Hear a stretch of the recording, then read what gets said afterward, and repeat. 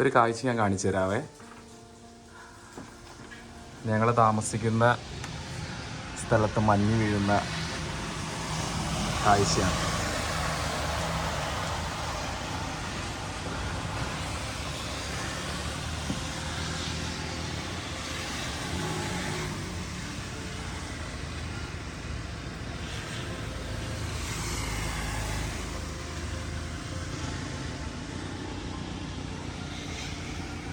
ഇതിങ്ങനെ കണ്ടുകൊണ്ട് നിൽക്കാനായിട്ടൊക്കെ ഭയങ്കര രസമാണ്. പക്ഷേ ഇത് അനുഭവിക്കുമ്പോൾ കുറച്ച് ബുദ്ധിമുട്ടുണ്ട് കേട്ടോ. ഈ സമയത്ത് വണ്ടികളൊക്കെ അത്യാവശ്യം പയ്യനെ പോവുള്ളൂ. നല്ല ടയറൊക്കെ ആണെങ്കിൽ കുഴപ്പമില്ല. കുറച്ച് മോശം ടയറൊക്കെ ആണെങ്കിൽ പയ്യെ പോയില്ല എന്നുണ്ടെങ്കിൽ സ്കിഡായി പോവും. ചില വണ്ടികളുടെയൊക്കെ മുകളിൽ ഐസ് വീണ് കിടക്കുന്നതാണ്.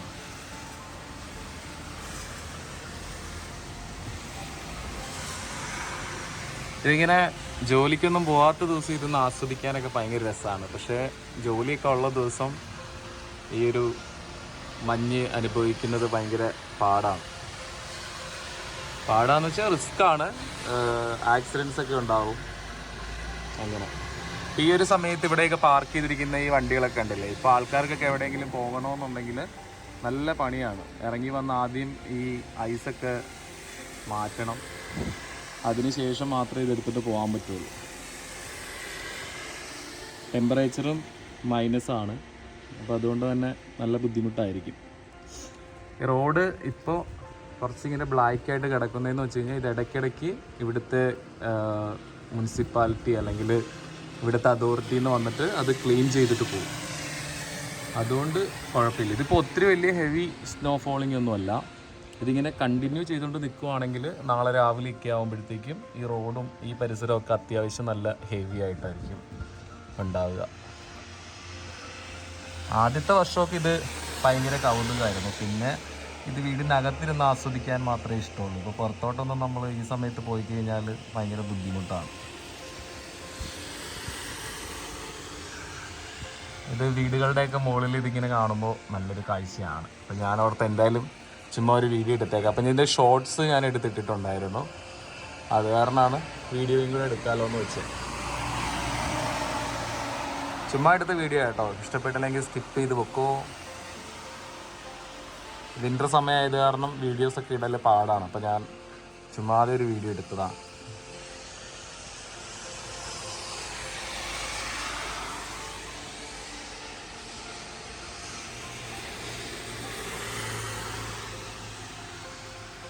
ഈ ഒരു സമയമാകുമ്പോഴത്തേക്കും ഇത് കണ്ടോ, മരങ്ങളിലേക്ക് ഇലകളൊക്കെ മുഴുവനും പോയിട്ടുണ്ടാവും. അതുകൊണ്ട് തന്നെ ഇങ്ങനെ ഐസ് വീണ് കിടക്കുമ്പോൾ നല്ലൊരു ഭംഗിയാണ്. ഒരു വണ്ടി നിറച്ച് സ്നോ ആയിട്ടും. പിന്നെ ഞാൻ ഒരു ബസ് ഡ്രൈവർ ആയതുകൊണ്ട് ചിലർക്ക് സംശയം തോന്നി ഈ സമയത്ത് ഡ്യൂട്ടിയൊന്നും ഉണ്ടായില്ലെന്ന്. അപ്പോൾ ഇത്രയും ഹെവി ആയിട്ട് സ്നോ ഫോളിംഗ് ഒക്കെ ഉള്ള സമയത്ത് നമുക്ക് ഡിപ്പോയിൽ നിന്ന് മെസ്സേജ് വരും, എവിടെയെങ്കിലും സേഫായിട്ട് വണ്ടി നിർത്തിക്കോളാൻ പറയും. പിന്നെ നമ്മൾ അത്യാവശ്യം നല്ല സ്നോ ഫോളിംഗ് ഉണ്ടെങ്കിൽ ഡിപ്പോയിൽ നിന്ന് വണ്ടി എടുക്കില്ല, അവിടെ തന്നെ വെയിറ്റ് ചെയ്യും. ഈ ഒരു സമയത്ത് ഇപ്പോൾ DHLൻ്റെ ഒക്കെ വാനാണ് പോകുന്നത്, കണ്ടില്ലേ? അങ്ങനെയൊക്കെ ഉള്ളവർക്കൊക്കെ ജോലി ഭയങ്കര ബുദ്ധിമുട്ടാണ്. പക്ഷേ ഈ സമയത്തൊക്കെ അവർക്ക് എക്സ്ട്രാ പൈസയോ മറ്റോ എന്തോ ഉണ്ടെന്ന് തോന്നും. ബസ്സൊക്കെ ആണെങ്കിലും സേഫ്റ്റി, പാസഞ്ചേഴ്സിൻ്റെ സേഫ്റ്റിയും കൂടെ നോക്കുന്നത് കൊണ്ട് നമ്മൾ അത്രയ്ക്ക് റിസ്ക് എടുക്കത്തില്ല.